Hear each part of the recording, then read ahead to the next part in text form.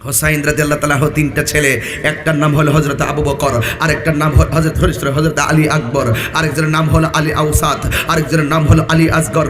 আলী আকবর ছিল বড়, আলী আওসাত ছিল মেজো, আর আলী আসগর ছিল ছোট। কিন্তু আলী আওসাতের নামটাই ছিল জয়নাল আবেদিন। জোরে কোন সুবহানাল্লাহ বলেন। এখন আলী আওসাতের নাম জয়নাল আবেদিন হলো কিভাবে?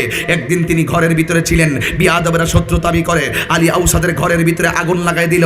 সকল মানুষ মনে করেছে আলী আওসাদ দুনিয়া থেকে বিদায় হয়ে গেছে। কেউ আসছে পানি নিয়ে আগুন নিবানোর জন্য, আগুন নিবাইতে নিবাইতে শেষ, একেবারে ঘর পুরে শেষ। কিন্তু সবাই তাকিয়ে দেখতেছেন আলী আওসাদ ঘরের ভিতরে সেজদায় পড়ে আল্লাহর জিকির করতেছেন। সবাই বলতেছে আলী আওসাদ তুমি এখানে বসে বসে ইবাদত করো, আর তুমি এখানে ইবাদত করো, তোমার কোনো খবর নাই, আর পাড়া প্রতিবেশীর ঘুম নাই। আমরা সবাই মনে করেছি তুমি মারা গিয়েছো। একবার আলী আওসাদ বলেছিল তোমরা সবাই পানি দিয়ে নিভিয়েছো আমার ঘরের আগুন, আর আমি ঘরের ভিতরে সেজদায় পড়ে নিভিয়েছি আমার নবীর কোটি কোটি উম্মতের দোজখের আগুন।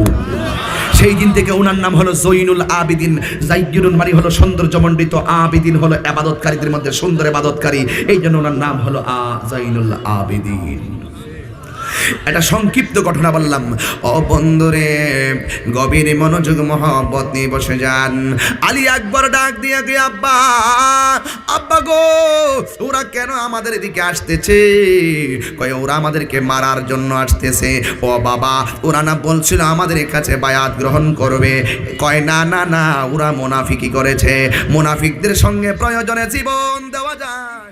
কারবালার ঘটনা ঘটছে আমার নবী ইন্তেকালের পরে, কিন্তু আমার নবী ইন্তেকালের আগেই বইলা গেছে যে জায়গায় গেলে গোড়ার পাগুলো মাটির নিচে ডেবে যাবে সেখানে তুমি শহীদ হবে।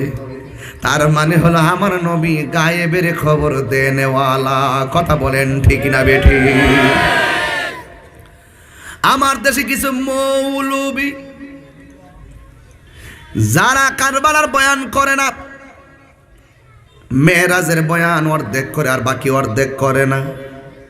দুইটার কারণ বিচারা পাইছি। মেরাজের ওয়াজ করতে গেলে আমার নবীর শতভাগ নূর মানতে হবে, আর কারবালার ওয়াজ করতে গেলে আমার নবী গায়েবের খবর দেন ওয়ালা, এটা মানতে হবে। কথা বলেন ঠিক কিনা? কথা বলেন না কেন? কথা বলেন না কেন? বাবা আবারও পড়ে গেছে না? থাক বাজান, আর আবার বসছে, অসুবিধা নেই বাজানো। আমার সামনে যারা বসছিল এরা কিন্তু বসে রয়েছে, এরা কিন্তু দাঁড়ানো ছিল, আমি এদের বসাইছি। এখন মেহরবানি করে আপনারা বন, মাটিতে বন, বইতেন না, বন দীক্ষা লইকে আমরা নবীর মহব্বত। মাটিত বন, মাটিত বন, কাপড়টা বইরা জায়গা। যারা বিয়া করছেন বউ রোজা করবেন, কাপড়টা ধোয়া দো, ডাইরেক্ট কথা। একবার বন, এটা বন, এটা নবীর মহব্বত। আজকে খেলা ফাইনাল, আজকে ইমানদার আর বেঈমান আজকে চিহ্নিত হবে। কথা বলেন ঠিক না বেঠিক? ব্যথা বেদনার পড়ে সবাই ফিরে আসনি তুমি আপন ঘরে, দিনের আলো তুমি ছড়িয়ে দিতে চলে গেছো মদিনায় মক্কা ছেড়ে। হে রাসূল তোমাকে বলি আমি কেমন করে, ঠিক না বেঠি?